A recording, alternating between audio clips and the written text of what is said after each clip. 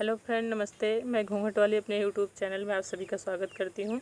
मैं सुनाने जा रही हूँ एक बहुत ही सुंदर पचरा देवी गीत।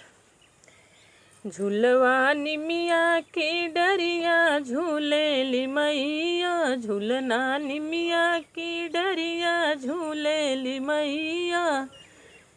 माई के दुआरे एक अंधेरा पुकारे, अंधेरा पुकारे हो, अंधेरा पुकारे।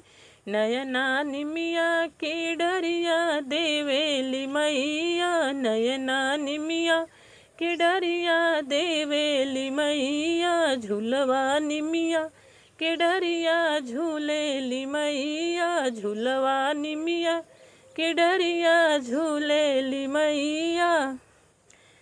माई के दुआरे एक लंगड़ा पुकारे, लंगड़ा पुकारे हो, लंगड़ा पुकारे।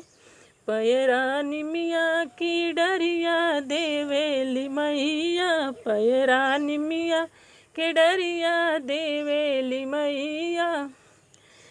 झूलवा निमिया की डरिया झूलेली मैया, झूलवा निमिया की डरिया झूलेली मैया।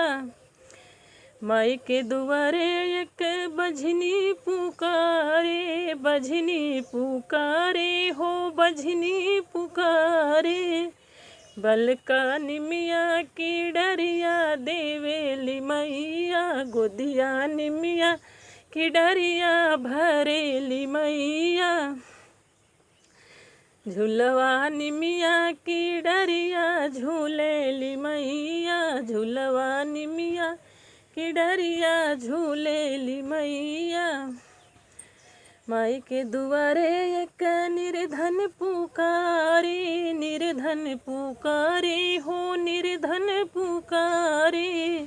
झोली निमिया की डरिया भरेली मैया, झोली निमिया के डरिया भरेली मैया।